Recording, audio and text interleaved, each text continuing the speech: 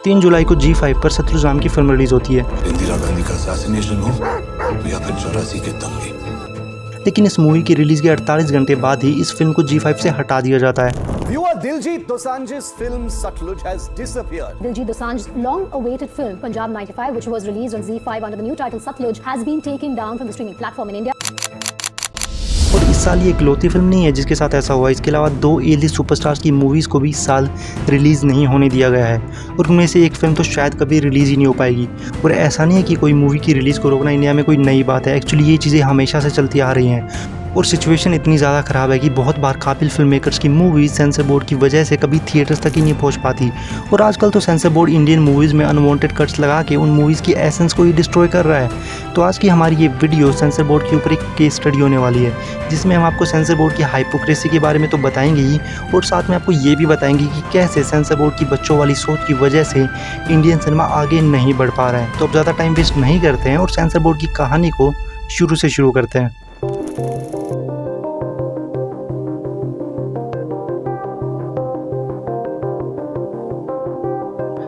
तो sensor board एक government body ही है जो 1920 में बनी थी और इसके स्टार्ट होने का मेन रीज़न था कि वो किसी भी मूवी के सोशल इम्पैक्ट के अकॉर्डिंग उसको रिलीज़ देंगे। उन्होंने सालों तक बहुत सारी मूवीज़ जो कॉम्प्लेक्स नैरेटिव्स को दिखाती थी उनको या तो पूरी तरह सेंसर करवा दिया है या तो मूवी को रिलीज़ ही नहीं होने दिया है।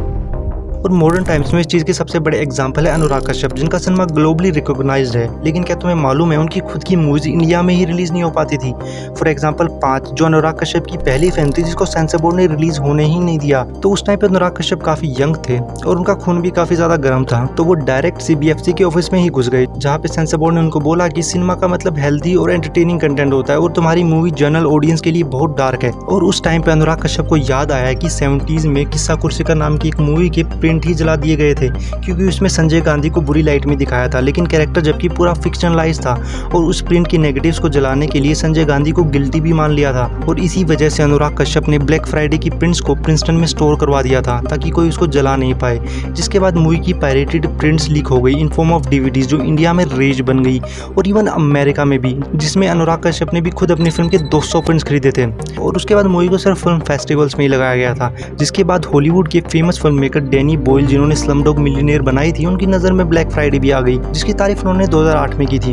लेकिन मैं और तुम जानते हैं कि मूवी को सिर्फ अप्रिशिएशन मिलने से फिल्म मेकर का घर नहीं चलता। और इसी टाइम पे अनुराग कश्यप ने दिमाग लगा के सेंसर बोर्ड से इतना स्वीट रिवेंज लिया और सेंसर बोर्ड को पता भी नहीं चला और वो हुआ उनकी अगली मूवी नो स्मोकिंग के थ्रू। वो पूरी मूवी इसी बारे में थी कि कैसे एक ऑर्गेनाइजेशन एक आदमी की फ्रीडम को सप्रेस करती है। वो आदमी उससे बचने की कोशिश करेगा तो वो ऑर्गेनाइजेशन उसको टॉर्चर करेगी और इसी मूवी को बिना किसी प्रॉब्लम के रिलीज भी मिली और मूवी को अप्रिशिएशन भी मिला। तो बेसिकली अनुराग कश्यप ने सेंसर बोर्ड की कह के ले ली थी और उन्होंने इस बात को ओपनली इंटरव्यूज में भी कहा था। और सिर्फ अनुराग कश्यप ही नहीं बल्कि आमिर खान का भी एक बार सुप्रीम कोर्ट से लफड़ा हो गया था सरफरोश मूवी के टाइम पे जब उस मूवी में पाकिस्तान का नाम बहुत क्लियरली लिया गया था।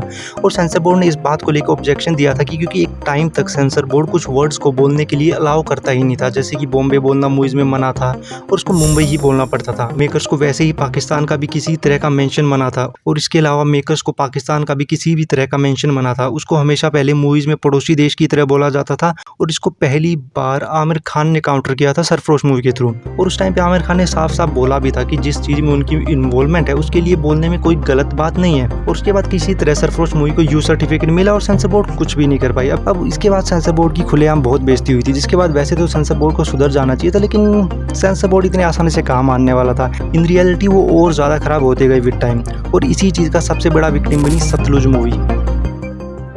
सतलुज मूवी जिसका नाम पहले पंजाब 95 था और ये मूवी पिछले 3 साल से सेंसर बोर्ड के चक्कर में फंसी हुई थी क्योंकि सेंसर बोर्ड ने लिटरली इस मूवी के लिए 127 कट्स मांगे थे और अगर इस फिल्म के मेकर्स 127 कट्स लगा देते तो मूवी में देखने के लिए कुछ बचता ही नहीं।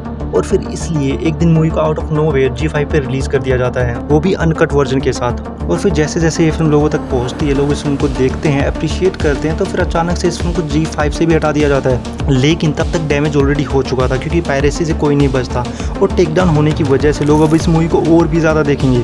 अब देखो मूवी जिस टाइम पे बेस्ड थी ना, उस टाइम पे कांग्रेस की गवर्नमेंट थी और मूवी भी उन्हीं के फेलियर्स को हाईलाइट करती है। बट क्वेश्चन ये आता है कि आखिर एक बीजेपी गवर्नमेंट है वो इस फिल्म से क्यों डरी हुई है और जो बीजेपी सपोर्टर्स है वो क्यों इस फिल्म को बैन कराने के पीछे पड़े हैं। अब मुझे नहीं पता एग्जैक्ट रीजन क्या है, बट अगर किसी को पता है तो प्लीज़ कमेंट सेक्शन में ज़रूर बताना।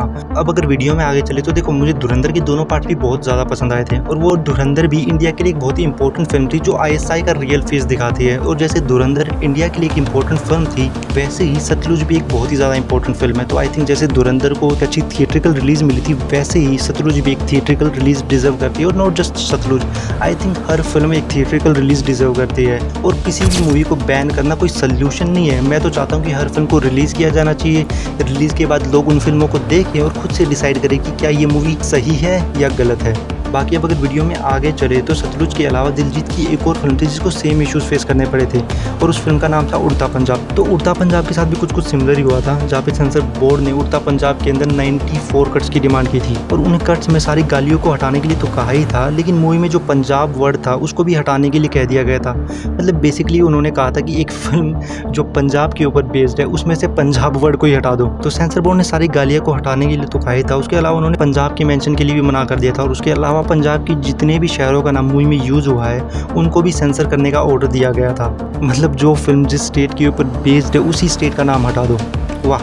अब देखो ये जो मामला है ना उस टाइम पे इतना सीरियस हो गया था कि बात बॉम्बे हाई कोर्ट तक भी पहुंच गई थी, जिधर पुराने खिलाड़ी अनुराग कश्यप की वापस एंट्री हुई थी, जिन्होंने अपने जितने भी फिल्म मेकर दोस्त थे like Zoya Akhtar, Imtiaz Ali and movie के और प्रोड्यूसर्स लाइक आनंद अल राय, विक्रमादित्य मोटवानी और यहाँ तक कि आमिर खान भी सबने साथ मिलकर मूवी का सपोर्ट किया था और आर्टिस्टिक फ्रीडम की बात की थी कि उड़ता पंजाब जैसी मूवी जो ड्रग कंजप्शन के अराउंड है वो भी सोसाइटी के लिए इंपॉर्टेंट है और सेंसर बोर्ड का हक सिर्फ मूवी को सेंसर करने का है, ना कि मूवी को काट पीट के कीमा पाव बनाने का। और जब उड़ता पंजाब को बहुत सारे लोगों से और इवन ऑडियंस से भी इतना सपोर्ट मिला तो एंड में इस फिल्म को एक अच्छी रिलीज मिली और फिल्म बॉक्स ऑफिस पे हिट रही।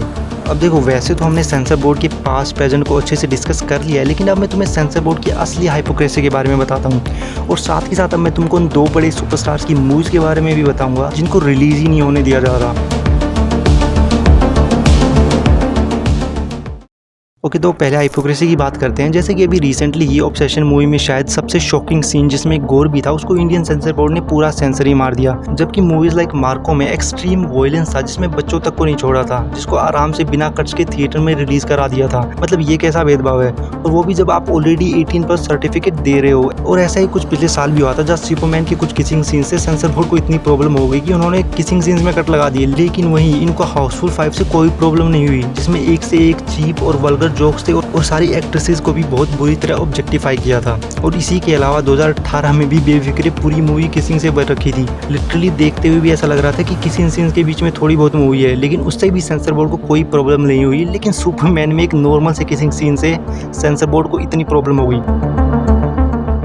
अब देखो अगर मैं सिर्फ सेंसर बोर्ड की हाइपोक्रेसी के एग्जांपल्स दूँ ना तो उसमें मेरा पूरा 1 घंटा चला जाएगा, क्योंकि बहुत सारे एग्जांपल्स हैं। तो हम उन एग्जांपल्स को स्किप करते हैं और अब मैं तुम्हें कुछ ऐसी मूवीज़ के बारे में बताता हूँ, कुछ ऐसे बड़े स्टार्स की मूवीज़ के बारे में बताता हूँ जिनको इस साल रिलीज़ ही नहीं होने दिया जा रहा था। जैसे कि जननायकन जो इस साल जनवरी स्टार्टिंग में पोंगल पे रिलीज होने वाली थी, लेकिन थलपति विजय की पॉलिटिक्स में एंटर करने की वजह से मूवी सेंसर बोर्ड हेल में फंस गई, क्योंकि उनको लग रहा था कि ये मूवी पॉलिटिकल कैंपेन की तरह काम करेगी विजय के लिए, और इसलिए मूवी को इलेक्शन होने तक मूवी को रिलीज ही नहीं किया गया, जिसकी वजह से प्रोड्यूसर्स को हैवी लॉसेस हुए। एंड इसके बाद इलेक्शन से पहले ही मूवी का HD प्रिंट भी लीक हो गया, जिसको काफी सारे लोगों ने देख भी लिया। लेकिन अब विजय CM ऑफिशियली बन चुके हैं और आई एम होपिंग कि अब ये फिल्म जल्दी रिलीज होगी। जो चीजें जननायकन ने फेस की थी वैसा ही कुछ सलमान खान की फिल्म बैटल ऑफ गलवान भी फेस कर रही है। बैटल ऑफ गलवान 2020 में हुए इंडो चाइना के कॉन्फ्लिक्ट पे बेस्ड है, लेकिन उस टाइम से अब तक में बहुत कुछ बदल चुका है और इंडिया चाइना के बीच में रिलेशंस बहुत बेटर हो चुके हैं, जिसकी वजह से इंडियन गवर्नमेंट की तरफ से ही मूवी में चेंजेस करने को बोला गया है। लाइक चाइना को किसी भी तरीके से बुरी लाइट में नाम नहीं होना चाहिए, जिसको लेके सलमान खान और राजनाथ सिंह की मीटिंग भी हुई।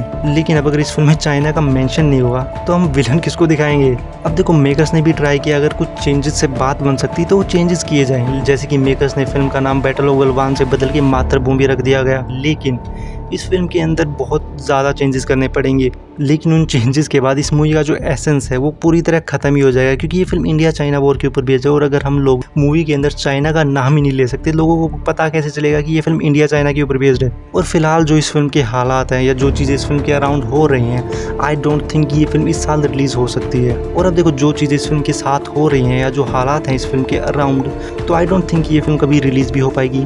बाकी आप लोगों का इस बारे में क्या ओपिनियन है, कमेंट सेक्शन में ज़रूर बताना। अब सेंसर बोर्ड की इतनी इशू सुनने के बाद तो ऐसा लगता है कि वांगा ने सेंसर बोर्ड के बारे में जो बात कही थी वो बिल्कुल सही थी। और यहाँ पे मैं वांगा की बात से बिल्कुल एग्री करता हूँ कि सेंसर बोर्ड का काम उन लोगों के हाथ में होना चाहिए जिन लोगों को फिल्मों की काफ़ी अच्छी नॉलेज है, ना कि उन लोगों को जिनको फिल्मों के बारे में घंटा कुछ पता ही नहीं है। तो गाइस बाकी तो आज की इस वीडियो में इतना ही, बाकी मैं तुमको नेक्स्ट वीडियो के साथ जल्दी मिलूंगा।